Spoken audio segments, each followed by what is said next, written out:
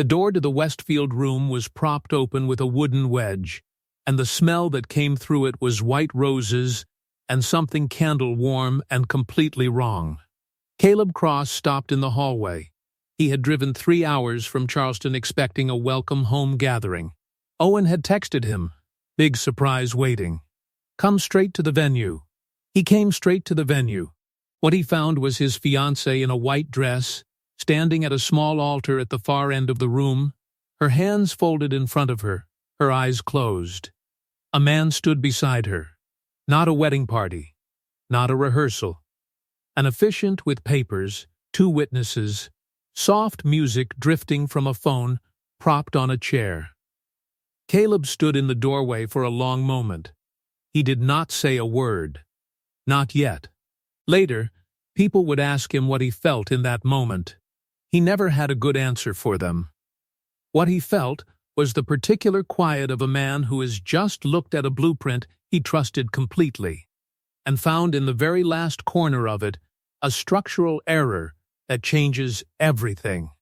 He already knew what he was going to do. He just needed to let her finish what she'd started. Caleb Cross had been building things since he was 9 years old. His father had a shop behind the house in Greenville, rough plank walls, sawdust on every surface, a workbench that had been there longer than the house itself. His father built furniture the old way. No shortcuts, no compressed board, no fast-set glue. Joints that fit, surfaces that held. Things built to outlast the person who built them. He used to say that wood is honest. It tells you exactly what it is and what it will hold. The lying is all on the human side. Caleb had carried that into everything he did. By the time he was 26, he had his own workshop in a converted warehouse space in Charleston, South Carolina. Small at first. Him and a band saw, and 6 months of rent covered by a renovation contract. Then Owen came on, practical and steady. The kind of man who could run the business side without losing the feel of the thing. Then the commissions started coming in. Custom kitchen cabinetry. A dining table for a hotel lobby. A library installation in a townhouse on the Battery that got photographed for a regional design magazine and put Caleb's name somewhere it hadn't been before. He was not rich. He was not struggling. He was a craftsman building a real thing, year by year, joint by joint. The blueprint was clear. Then he met Rachel. She was at a gallery opening in downtown Charleston, 3 years ago March. One of Caleb's pieces was in the show, a writing desk in walnut with a hand-carved apron, something he had built on spec and decided to display. He had been standing near the far wall, holding a glass of wine he wasn't drinking, watching people move past his work without looking at it. Rachel had stopped. She looked at the desk for a long time, long enough to make it genuine. She ran her finger along the edge of the apron, reading the grain the way some people read text. Then she looked up and said, "Without searching the room for who to thank, it's got some age to it. Not in how it looks, in how it's built." He had crossed the room before he'd thought about whether to. They had dinner that same night. They talked until the restaurant closed, and then stood outside talking until the cold got too much. He called her the next morning. She picked up before the second ring. That fast, that clean. He had never experienced something that arrived with so little effort and felt so right. She had been through something. He knew that early. She mentioned Paul in passing the way people mention something they're still learning to carry. A name, a pause, a breath that reset itself. She didn't offer details at first, and he didn't ask. He understood that some things you give a person when you're ready and not a moment before. Over time, piece by piece, he understood it. She had been engaged once before. Paul Merritt. They had known each other since college. Were together 5 years. 6 weeks before their wedding date, Paul was killed by a drunk driver on a Tuesday evening, 3 blocks from the apartment they shared. Rachel had spent 2 years putting herself back together. She had done it without much help from anyone except herself and, she mentioned once, briefly, a close friend of Paul's who had been steady through the worst of it. "Derek," she said. "Good man." He just wanted to make sure she was okay. She thought the world of him. Caleb had thought nothing of it. That was his only mistake, and it was an honest one. He had been so focused on the blueprint in front of him that he hadn't noticed the other drawing on the back. Their engagement had been 8 months ago. A Sunday morning, the two of them at the kitchen table, coffee going cold, a Saturday crossword he was losing badly. He had the ring in his jacket pocket. He'd been carrying it for 3 weeks, waiting for the right moment. He decided there was no right moment. He just asked. She said yes before he finished the question. They had chosen the Westfield room together on a Thursday afternoon in October. A converted historic building. High ceilings, white brick, warm light. The room could hold 80. They were planning 60. Rachel had handled most of the booking details because she liked that kind of organizing, and he didn't, and it had seemed like a natural division. The spring date was set. The invitations were drafted. He had been building the wedding gift in his shop for 4 months. A cabinet in cherry wood, fitted joints, a hidden drawer that held a ring box he had commissioned from a jeweler in Asheville. A card he had written in pencil in the shop over a series of evenings when Owen had already gone home and the only sound was the highway 2 blocks over. He rewrote it 4 times until it said what he meant. Rachel had not seen any of it. She was going to see it at the altar. Their altar. He drove back from Charleston on a Friday afternoon, his truck loaded with tools and the final paperwork from the Voss Commission. Owen had texted him at noon. Big surprise waiting. Come straight to the venue. He thought it was a welcome home gathering. Owen had mentioned once, casually, that a few people wanted to celebrate the commission being done. Caleb had waved it off. Owen was generous that way. He pulled into the Westfield lot at 6:45. The air was cool, and he could smell the river 2 blocks west of it. He straightened his jacket. He walked up the steps. The door was propped open. The smell reached him before the sound did. White roses, candle wax, low music, something instrumental, coming from a phone propped on a folding chair near the entrance. He walked into the hallway and looked through the open door into the Westfield room. Rachel stood at the altar he and she had chosen together. She was wearing white. Not their wedding dress, he would have recognized that. Something simpler, floor-length, fitted. Her hair was pinned up. Her eyes were closed. Her hands were folded. Derek Haynes stood beside her. Caleb did not know his face except from 2 photographs Rachel had shown him over the years, group shots from events Paul had attended. Derek always somewhere near the edge of the frame. He knew him now. He knew him exactly. The officiant was speaking. Something about commitment and intention. Derek said, without any awareness of who had just walked in, she made her choice. Now we make it official. Caleb stood in the doorway. He felt the structure of everything he had believed settle quietly into place around him, the way a joint settles when the glue takes. Not loud, just final. He backed out of the hallway. He turned and walked to the parking lot. He got into his truck and sat. His phone had a text from Owen. "Where are you?" "Headed to the venue now." Caleb typed back, "I'm in the lot. Come out." Owen appeared 2 minutes later, slightly out of breath, looking at Caleb's face in the truck window. He understood immediately. He didn't say anything. He got in the passenger seat and closed the door. They sat in the quiet of the parking lot while the lights of the Westfield room glowed through the tall windows above them. Caleb stared at the dash. He did not explode. He did not cry. He did not say the name or the words that were pressing against the inside of his chest. He just sat with it, the full weight of it. 56 days to the spring wedding.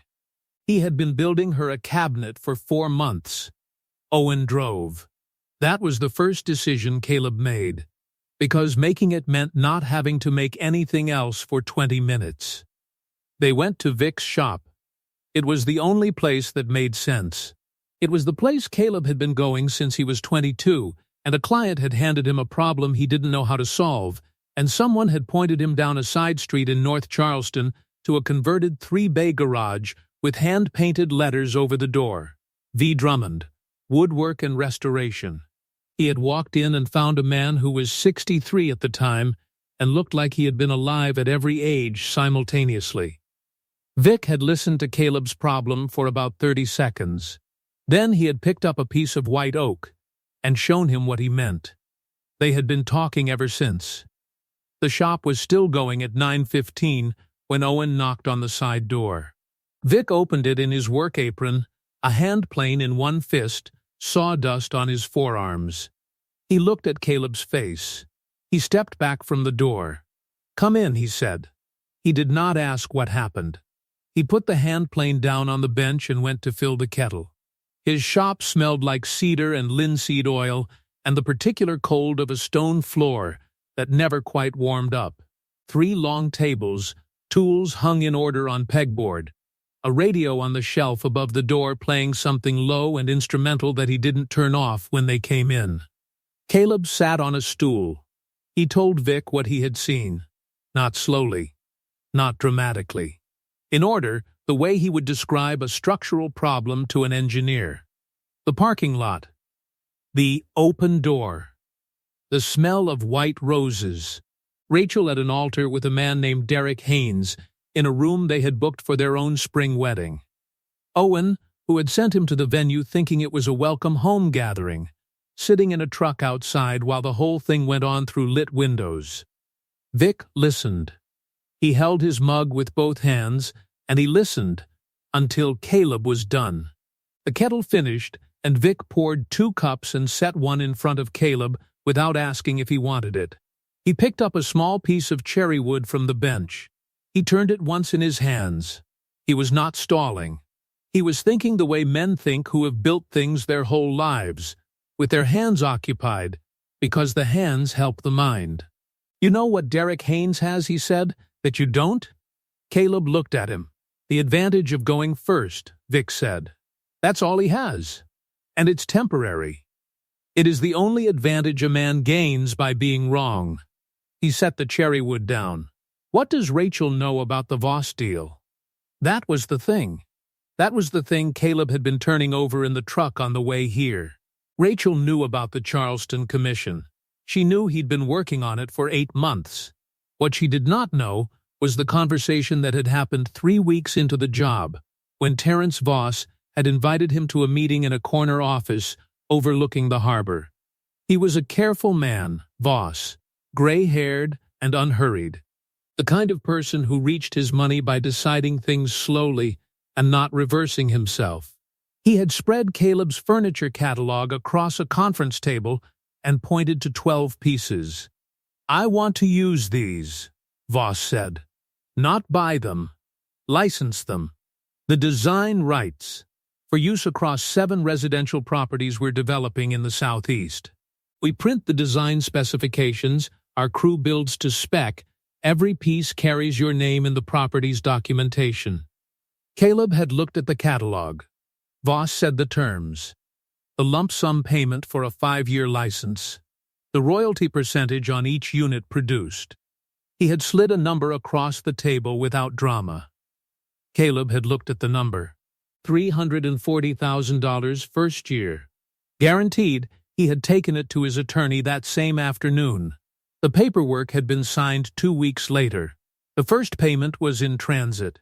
His attorney had confirmed it that morning before he loaded the truck and started the drive back. Caleb had not told Rachel.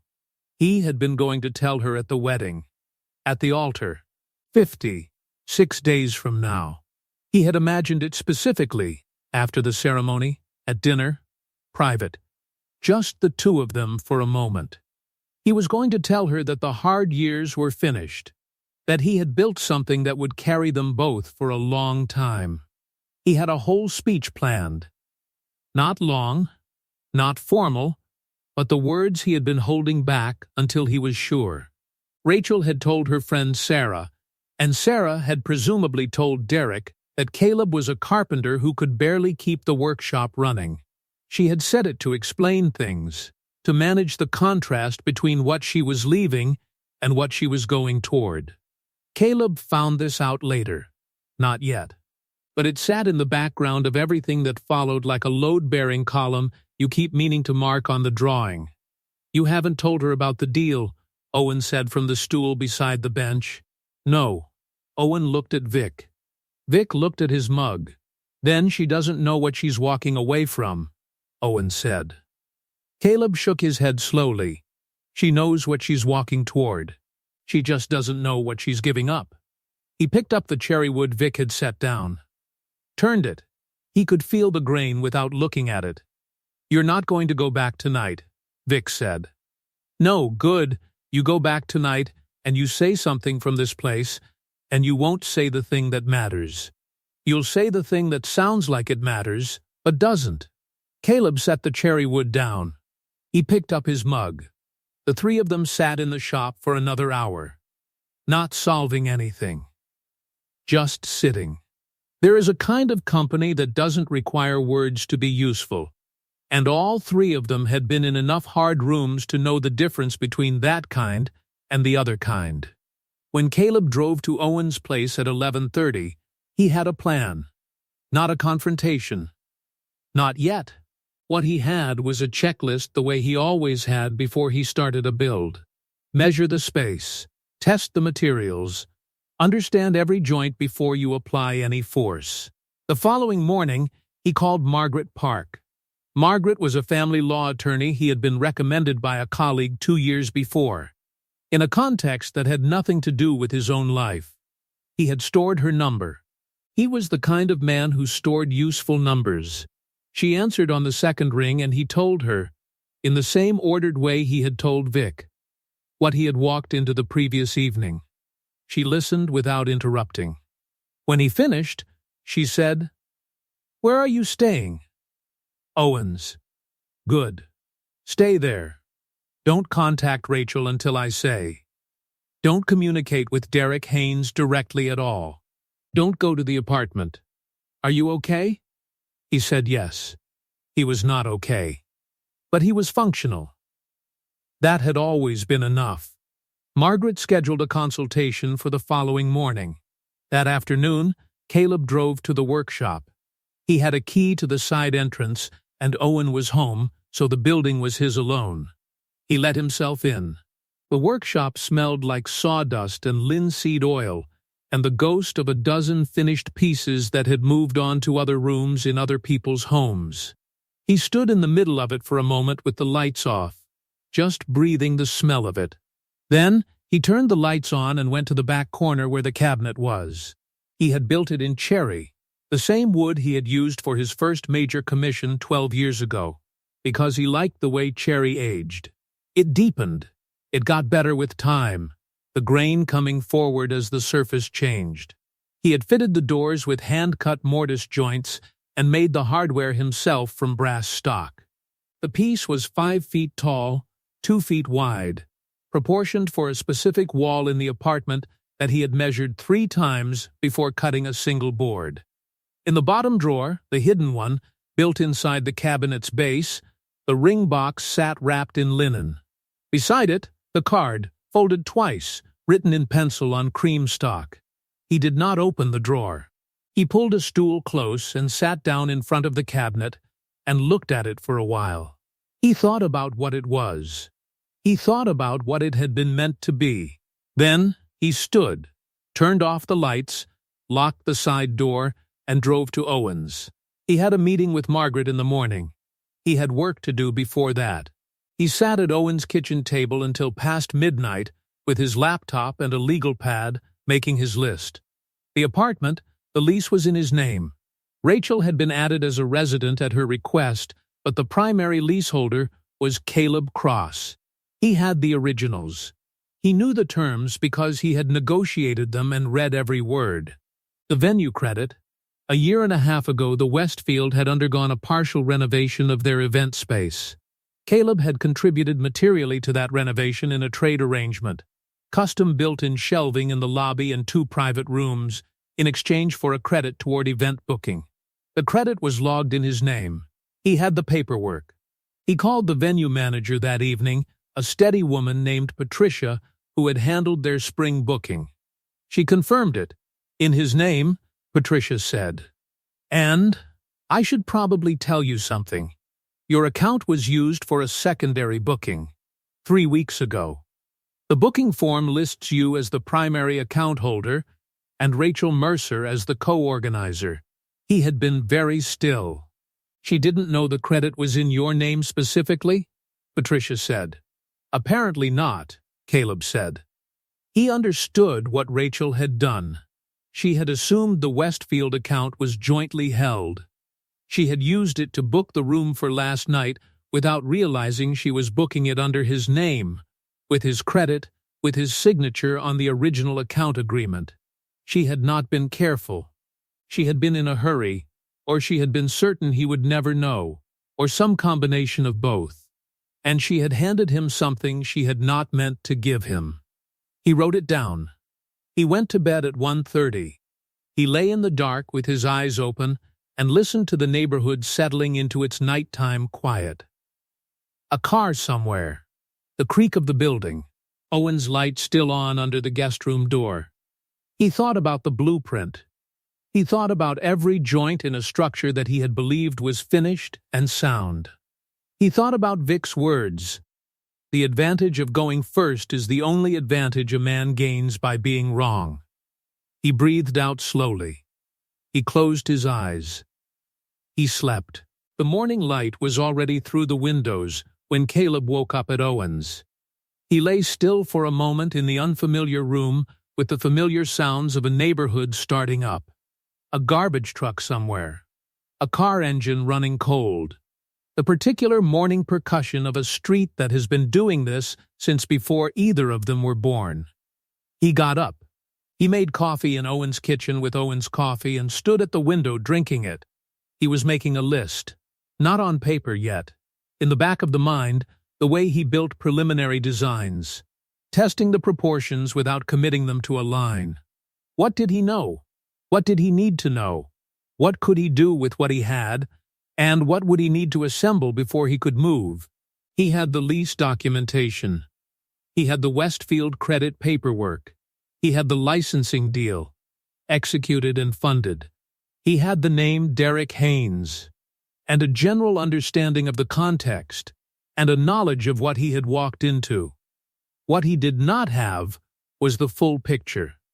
He finished the coffee. He drove to the workshop. He let himself in through the side door. He did not turn on the main lights immediately.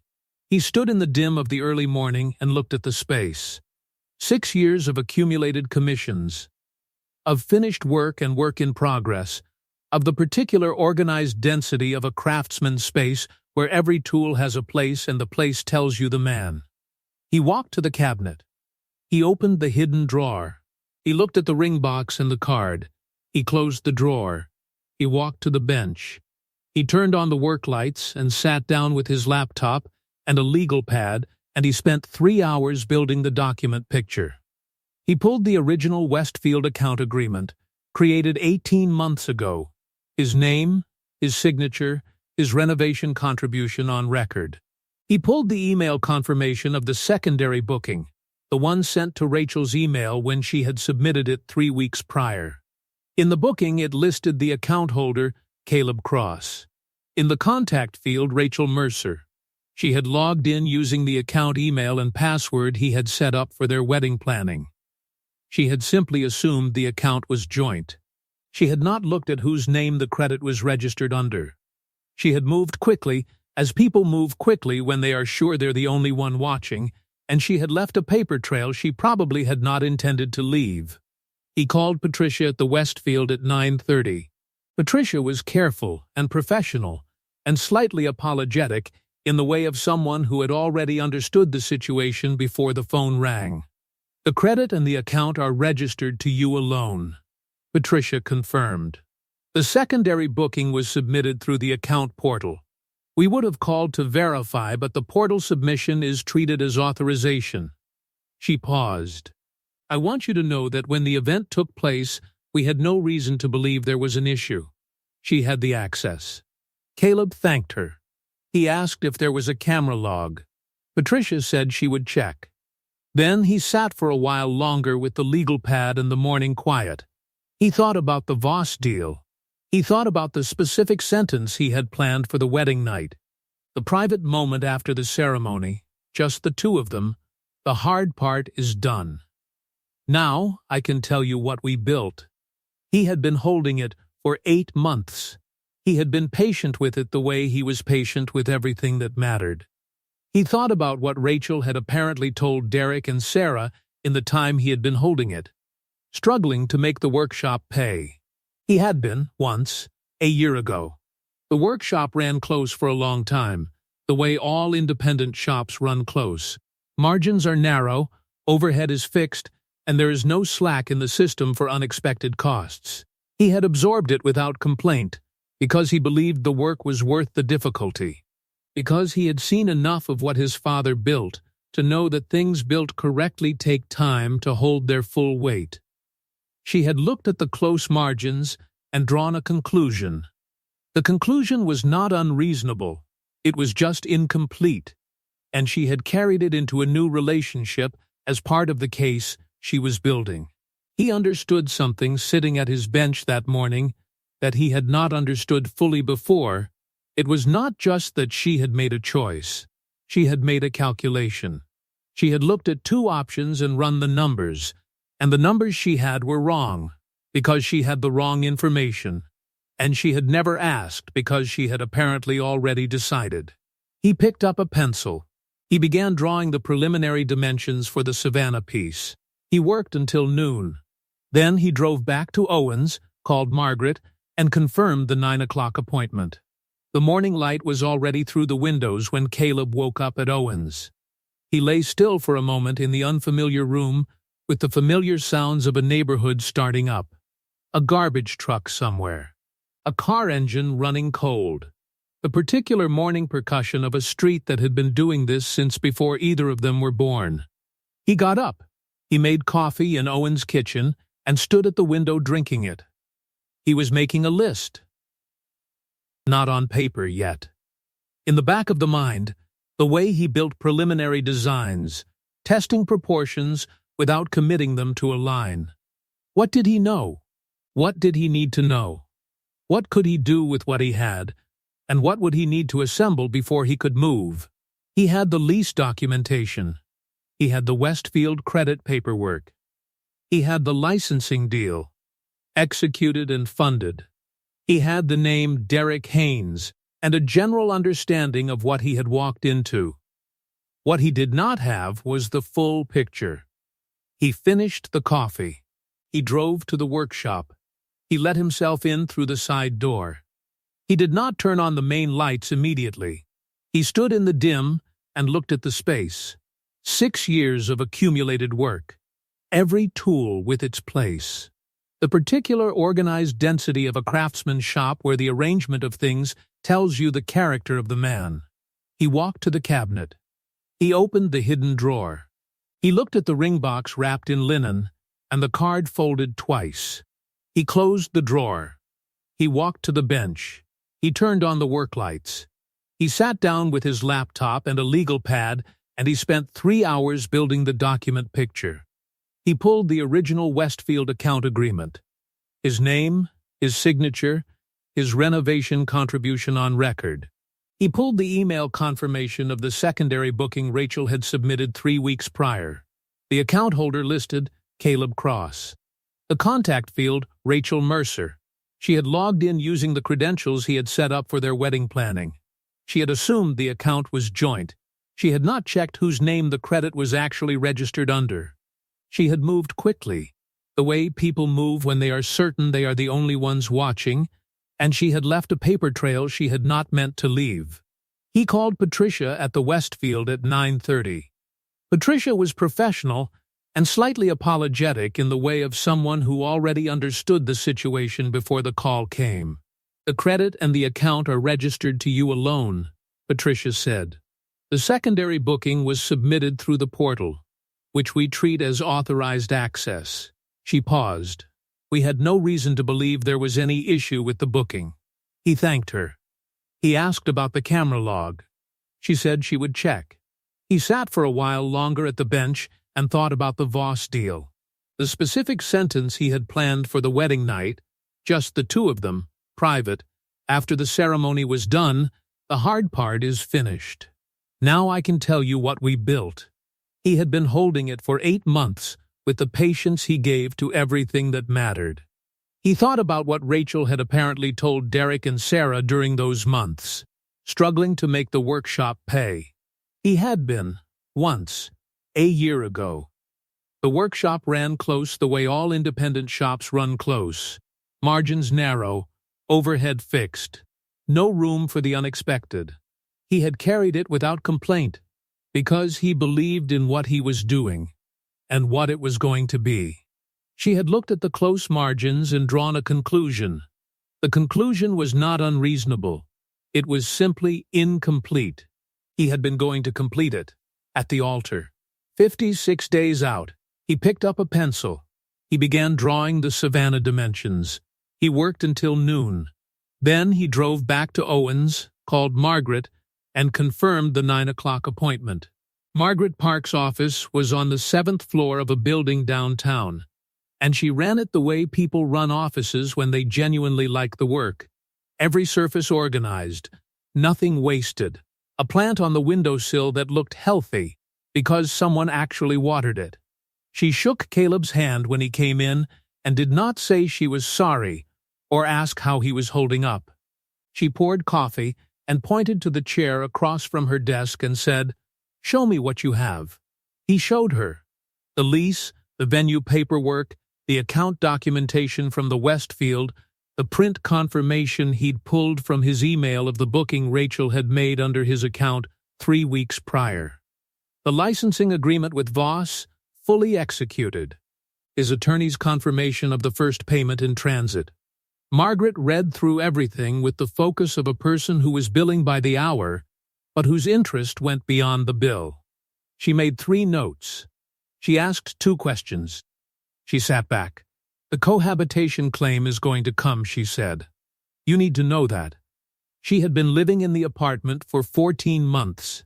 She paid utilities. He had the rent and the building costs. He had records, he told her. Every payment. Every month. He always had records, not because he expected disputes, because precision was the only way to know what you had actually built. Margaret nodded. "The licensing deal timeline matters," she said. "It was executed 3 weeks ago, before any formal claim or separation event. The deal is yours. Your work, your intellectual property, your client relationship. No joint contribution." She looked at him steadily. "Then what we're doing is organizing what is already yours, so that when the other side makes noise, the noise has nowhere to go. Expect a letter," she said, "or a call.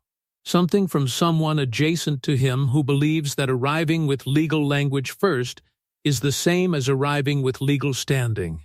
She had handled enough of these to know the shape of what was coming. He thanked her. He drove to the workshop. The first 2 days had a particular texture. Not frantic, not numb.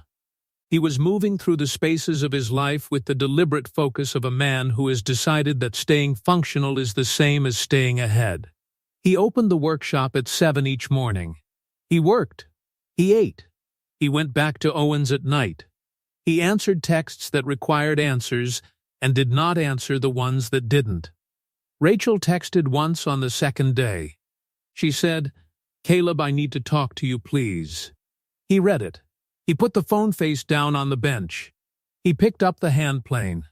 He went back to the Savannah piece. He was not punishing her with the silence. He was protecting himself from having the wrong conversation at the wrong time. He had learned this from Vic, though Vic had never said it in those words. He had demonstrated it once, years ago, when a client had come into the shop angry about a cabinet that hadn't arrived on schedule. Vic had listened to the client shout for 3 minutes without saying a word.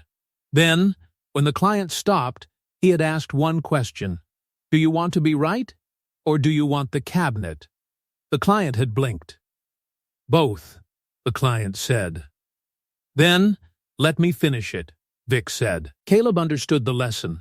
He was not yet at the place where having the conversation would produce anything useful. He was still finishing it. On the third evening, he drove to Vic's shop after his own place was locked. Vic was at his bench under a single work light, fitting a drawer on a piece he'd been building for 3 months. The shop smelled like fresh shavings and the particular cold that old stone floors hold regardless of season. Vic looked up when Caleb came in. He nodded toward the stool in the corner. Caleb sat. Vic kept fitting the drawer. He tapped it in, checked the slide, tapped it out, ran his thumb along the edge, tapped it in again. He said, without looking up, "How far back does Derek go?" Caleb looked at his hands. He'd been thinking about this for 3 days. "She mentioned him twice in the first year we were together," he said. "Paul's friend. Good man. Just wanted to make sure she was okay. She talked about him like he was in the past." Vic made a sound. "Did she stop talking about him?" "Yes, when?" Caleb thought about it. "About a year in. So around the time things started and you stopped hearing his name," Vic said. He had not thought about it in those terms. He thought about it now. He thought about the way things had been the second year, the third, the ways Rachel had been busy, preoccupied, sometimes slightly elsewhere without naming where elsewhere was. He had attributed it to her work, to the ordinary friction of a relationship settling into its longer rhythms. He had been reading the blueprint she gave him. He had not been checking whether she was using the same one. He left Vic's at 10:30. On the drive back to Owen's, he stopped in a parking lot and sat with the engine off for a few minutes. He thought about Paul. He thought about 2 years of grief, and the person who was there through the worst of it, the person whose name she stopped mentioning exactly when things probably started to shift. He thought about what it must feel like to carry something like that alongside a new relationship, to be building one thing while another thing, the older thing, the one with more history in it, keeps pulling at the edge. He felt something he had not expected. Not forgiveness. Not yet. Not in the way that word is usually offered. But something more durable, the thin kind of understanding that doesn't change what happened, but lets you see the shape of it without having to make her simply a villain. The thin kind. The kind that doesn't change what happened, but lets you see the shape of it without having to call her simply a villain. She had not been simple. She had been complicated and afraid, and she had made a series of choices that compounded into something that could not be undone. He drove back to Owen's. He slept. On the 6th day he got the letter. It arrived at the apartment address, and Owen forwarded it as a scan. It was on the letterhead of a law firm in Columbia, and it was signed by Mitchell Haynes, attorney at law. As Margaret had predicted, a brother, a professional in the adjacent position who had been called in to manage the situation. The letter was 4 paragraphs long, written in the confident, slightly aggressive tone of a document that had been prepared quickly and hoped the tone would substitute for substance.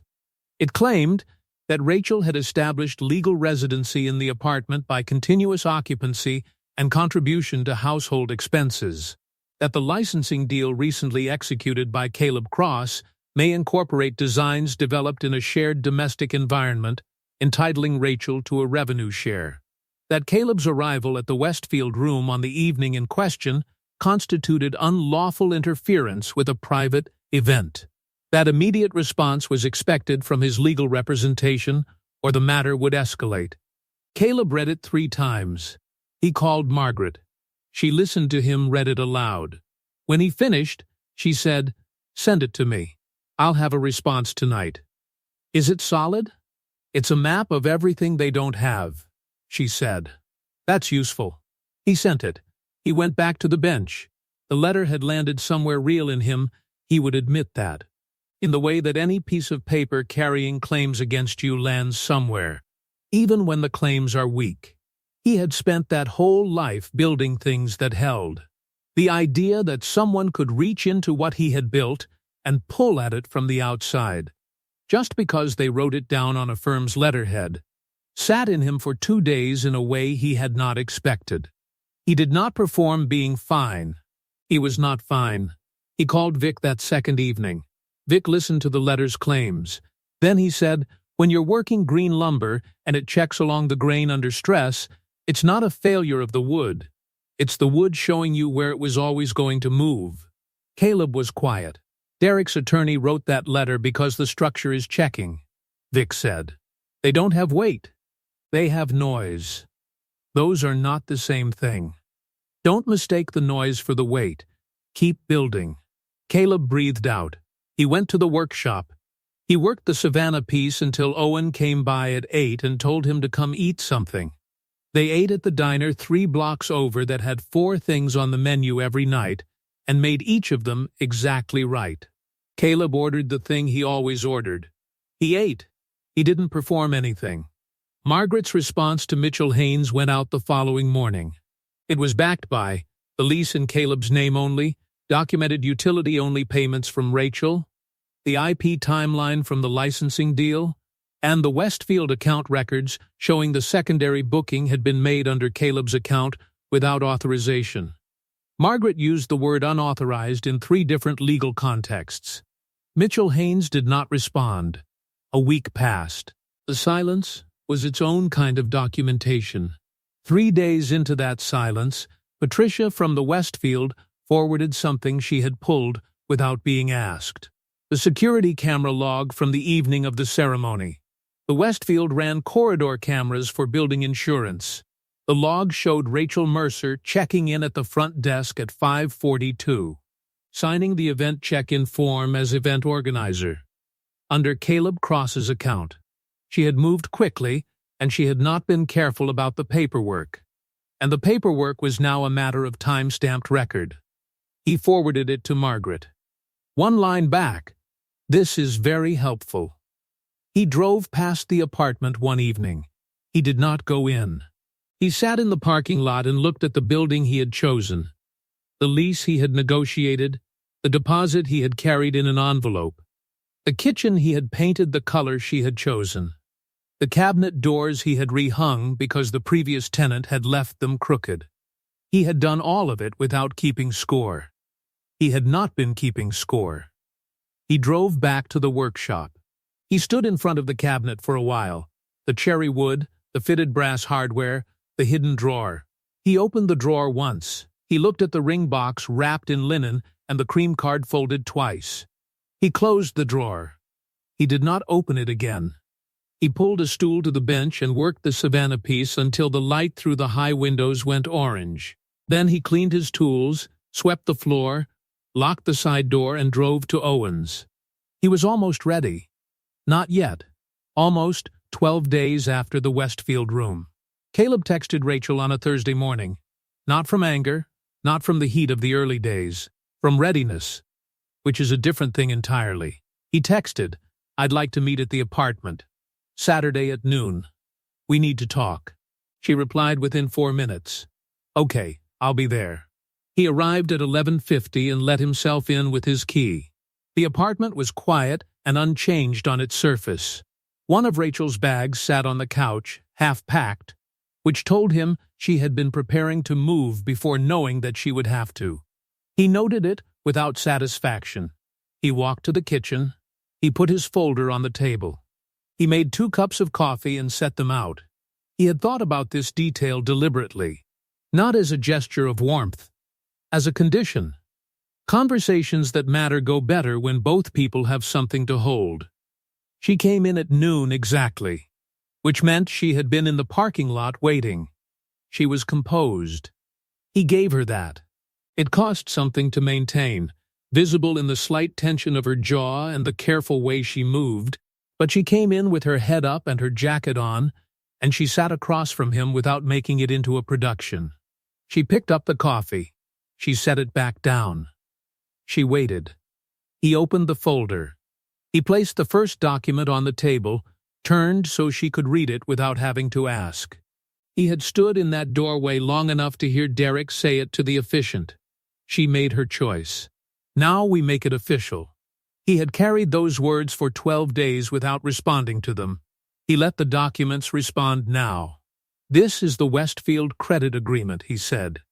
"The original booking contract in my name, dated 18 months ago, from when I did the lobby installation in exchange for the venue credit." His voice was level.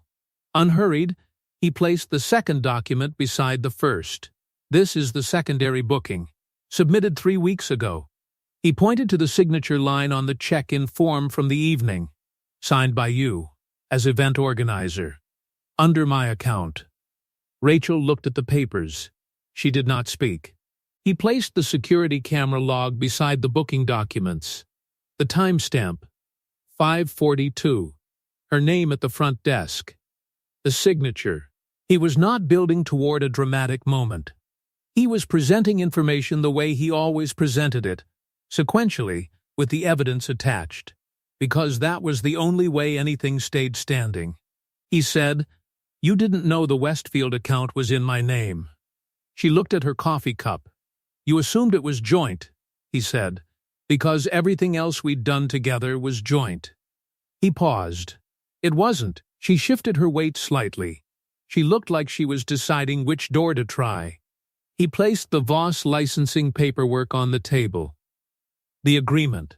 5-year design license. 7 residential properties in the southeast. A single sheet with the first-year number. He slid it toward her with one finger. $340,000, he said. Before royalties. Confirmed and funded 3 weeks ago. Rachel looked at the number. She did not look up immediately. She sat with it. He could see her processing it, not just the number, but what the number meant, and what she had not known, and what she had believed instead. She had believed he was struggling. She had said so to Sarah. She had said so, presumably, to Derek. He was a carpenter who could barely cover rent. She had said it to explain the contrast, probably, between what she was leaving and what she was going toward. She had not said it to be cruel. She had said it because it had been true once, and she had not noticed when it stopped being true, because she had not been watching. He said, "You told Sarah I was struggling to keep the workshop running." He let her hear that land. "I know because Sarah mentioned it to Owen and Owen mentioned it to me. In passing, a long time ago, before any of this." He nodded at the sheet. "That was last year, before the Voss deal." He paused. "You didn't know because I hadn't told you yet." She looked up. Her eyes searched his face. "I was going to tell you at the altar," he said. "Our altar. 56 days from Saturday." The room was very quiet. Then he placed the Mitchell-Haynes letter on the table and Margaret's 4-page response beside it. He walked her through both without editorializing. The cohabitation claim and why it failed. The IP dispute and why it failed.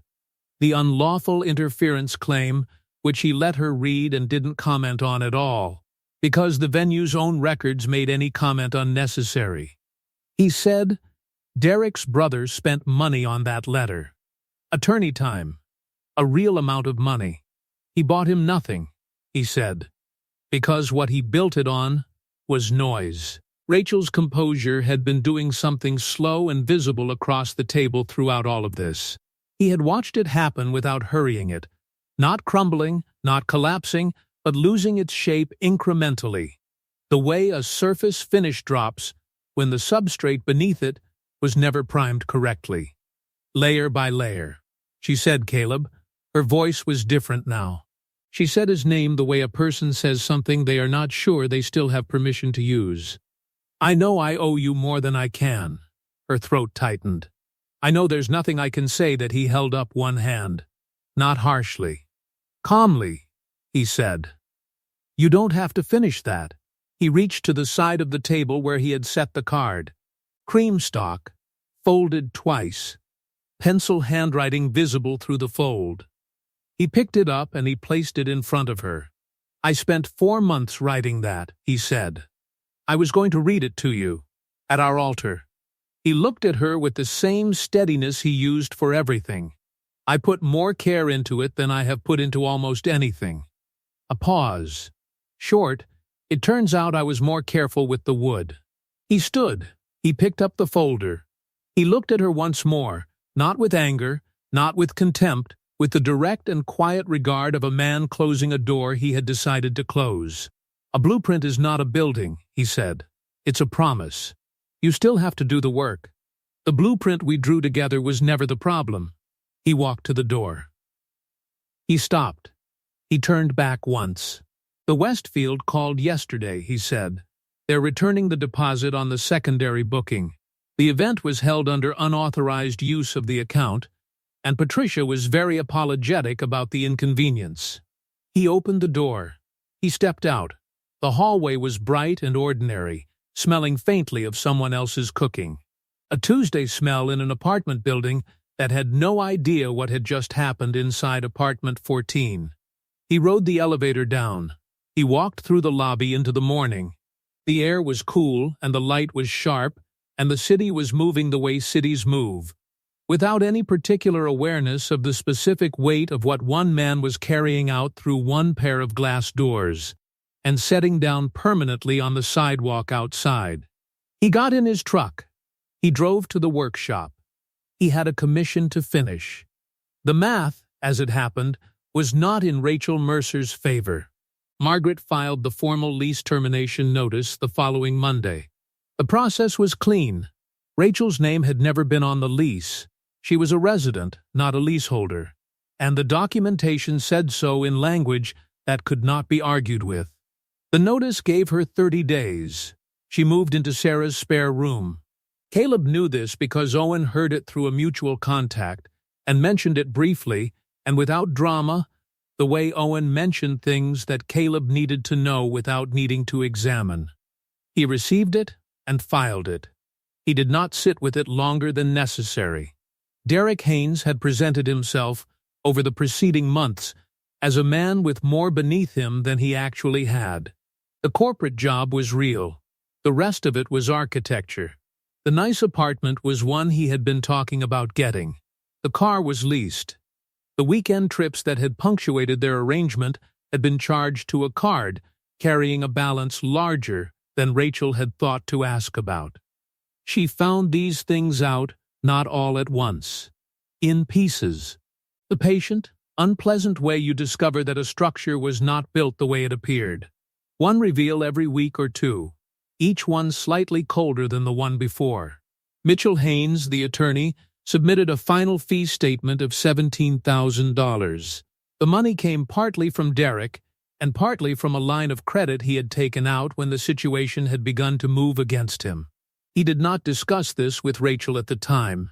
She found out later. The ceremony at the Westfield had not been legally binding. No license had been filed. No paperwork had been submitted to anyone in authority.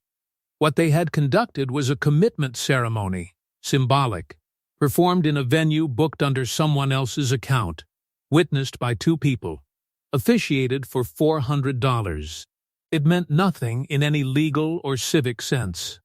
What it had cost Rachel was the deposit, the $340 the Westfield returned to Caleb's account, and the considerable personal cost of everything the evening had put in motion. The spring date at the Westfield, their date, the one she and Caleb had chosen on a Thursday afternoon in October, the one with the catering estimate and the drafted invitations and the high white brick ceilings, was quietly released. Caleb did not rebook it. He did not need a ballroom. He needed his workshop and a morning with good light, and he had always had both. Rachel called him once, 3 weeks after the kitchen table. He looked at her name on the screen. He let it ring. He was in the middle of fitting a drawer pull and had both hands occupied, and by the time his hands were free, the decision had already made itself. She did not leave a message. He texted Margaret to note there had been contact. Margaret confirmed it changed nothing and moved on. Derek's standing in the professional network they shared shifted in the particular way that reputation shifts in a contained community. Not with announcements, not with public statements, just with the slow, reliable arithmetic of people deciding how much trust they're willing to extend and in which direction. A few of the people who had been in the same rooms as Derek and Rachel together made quiet adjustments that Derek would feel over the following months in ways that would never be directly explained to him. He would understand what had happened. He would have no avenue to address it. He had not gained a family. He had gained a debt schedule, a legal record of a letter his brother had written and lost, and the private knowledge that the thing he had arranged so carefully had delivered him somewhere considerably smaller than where he intended to go. And Rachel. Rachel had wanted something specific. She had looked at the life she was building alongside Caleb and found it too ordinary, too patient, too much like waiting for a thing that was coming but not yet here. She had looked at what Derek offered and seen certainty, speed, the feeling of a life that was already happening rather than one that was being built. She had been wrong about what she was looking at. The carpenter she had left was building something worth $340,000 a year. The man she had moved toward had $17,000 in fresh attorney debt, and a credit card balance she was only beginning to understand the full dimensions of. She was not a bad person. Caleb had thought about this in the weeks after. He had thought about Paul and 2 years of grief, and a man who had been steady through the worst of it, who was there before Caleb was in the picture, who carried something for her that she had never fully put down. He understood it better now. He did not understand it well enough to wish the situation otherwise. But he understood it, and the understanding made the anger simpler and more finite than it might have been, easier to set down and walk away from. He hoped she found her way through. He meant it as completely as he meant anything. And then he went back to the bench. 4 months later, the morning light came through the high windows of the workshop at the angle Caleb had always liked best, slant and warm, landing across the bench in a way that made the grain visible, the kind of light that showed you what you were working with. He was at the bench by 7. He had been at the bench by 7 every workday for as long as Owen could remember, and probably longer. The Savannah installation was finished and delivered and photographed and had already appeared in 2 design publications, one of which described Caleb's approach to joinery with a precision that told him the writer had actually looked at the work. He had read the article once. He had not framed it. He filed it and went back to the next thing. The next thing was a commission from the Voss portfolio. A library wall for a private residence outside Charlotte. 400 square feet of built-in shelving with integrated lighting channels and a rolling ladder system running on a custom-milled track. The blueprint for it was rolled out on the bench. He had been working the dimensions for 3 days. Owen came in at 8 with coffees and set one on the corner of the bench without interrupting him. He trusted the blueprint, Caleb said, not looking up. No, it's accurate. He ran his finger along the span calculation. He was checking the load distribution on the top section, specifically how the weight of books across a 12-foot run would express itself at the joint points. It was not guesswork. It was measurement. The structure would hold or it wouldn't, and the blueprint told you in advance which one, if you read it right. He marked a correction in pencil. He rolled the blueprint back. Vic came by on a Tuesday, the way he had come by on Tuesdays for 6 years, with no particular announcement and no particular agenda, because the habit had formed before either of them thought to name it. He walked in, looked at the Charlotte piece in progress, and made a sound low in his throat that meant he was pleased. Structural piece, Vic said. Load-bearing, Caleb agreed. Vic sat on a stool. He picked up a off-cut piece of cherry from the bin and turned it in his hands. He said, "You hear about the Westfield? What about it? They're doing a second renovation, expanding the event wing. Patricia called me about the millwork." Caleb looked at him. "I told her I knew someone," Vic said. Caleb went back to his blueprint. He let a moment pass. "I'll call her," he said. Vic nodded. He set the cherry piece back in the bin. He looked at the cabinet in the back corner. "You going to do anything with that?" Caleb looked at the cabinet. The cherry wood, the fitted doors, the brass hardware. Still in the corner. Still finished. Still holding the hidden drawer. Not yet. he said. Vic didn't push. The licensing agreement had paid its first installment 2 months ago. The check had arrived with a cover letter from Terrence Voss's attorney confirming the royalty structure and the production schedule for the coming year. Caleb had read the letter. He had deposited the check. He had gone back to the bench. The number was the number. It was not the point of the work. It was the result of the work. He had understood that distinction since he was 9 years old in his father's shop, and nothing that had happened in the intervening years had changed it. His phone was different lately. In the right way. The calls that came in were the ones he wanted. Clients referred through the Voss network, a magazine asking about a piece for a feature on independent craftsmen. 2 requests through his website that were genuine and specific, from people who knew what they were looking at and wanted to pay for it properly. He had met Nora at a design fair in April. He had not been looking for her. He had not been looking for anything except to show 3 pieces and get a couple of solid inquiries. She had walked past his booth twice, which he noticed without deciding what it meant. On the second pass, she stopped and looked at the corner cabinet he had brought as his centerpiece. She looked at it for a while, the way Rachel had looked at the desk at the gallery 3 years ago. The same patience, but different, deeper, somehow, or aimed at something more specific. She asked him about the joinery technique on the lower door, not the general approach, the specific choice. Why a through wedge tenon there and not a standard mortise, he told her. She nodded slowly, absorbing it, the way someone nods when the answer confirms something they'd already guessed. She said, "This joint is load-bearing. It's doing more than it looks like it's doing." He had thought, yes, exactly that. They had coffee after the fair. She ran an architectural salvage gallery across town, a place that dealt in reclaimed wood and old hardware, and doors and windows from buildings that were being taken down, and the people who came to her knew what they were doing and what they needed. She was good at her work. He could tell, because she knew the vocabulary. Not the surface vocabulary, the deep vocabulary. The words that only come from years of handling the actual material. He showed her the workshop on a Saturday. She arrived at 10, which told him she had thought about the timing and chosen it deliberately. She moved through the space slowly. She looked at everything. She did not perform enthusiasm. She just looked, and when she found something worth stopping for, she stopped. She stopped at the cabinet. She looked at it for a long time. She said, "What's in the hidden drawer?" "A ring box," he said. "And a letter." She did not ask whose. He did not tell her. She looked at the piece a while longer. Then she said, "It's finished. When you're ready." He thought about that for a long time after she left. He was not in a hurry with Nora. He had no interest in hurry anymore.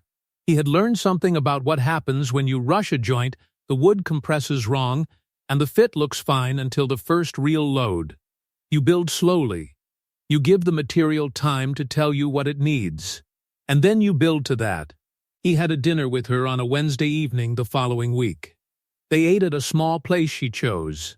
The kind of place with a short menu and real food, and no performance attached to it. They talked until the restaurant turned the lights up to signal it was time. They stood outside on the sidewalk for a few minutes after. He thought about the blueprint. Not Rachel's. The one he had drawn for himself when he understood what he was actually doing with his life and what kind of thing he wanted to build with it. He thought, this woman could read this blueprint. He did not say it. It was too soon for that. But the thought was solid. It had weight. And things with weight were worth paying attention to. He went back to the workshop on Friday morning. He rolled out the Charlotte blueprint. He pressed his palm flat against it, the way his father had taught him. You put your hand on the paper and you read the plan through your skin. Let it become real before the first cut. He read it. He picked up his pencil. He marked the first cut line. He began. A blueprint is not a promise anyone can keep for you. It's the map you draw yourself, and then the work you do every single day to match what you drew. Caleb Cross had learned the difference between a blueprint that someone else drew and one that was actually his. He had walked away from the wrong one. He was building from the right one now. If this story found you at the right moment, that means something. Leave a comment and let us know what you took from it. We read every one. And make sure you're subscribed, because the next story is one you'll want to be here for.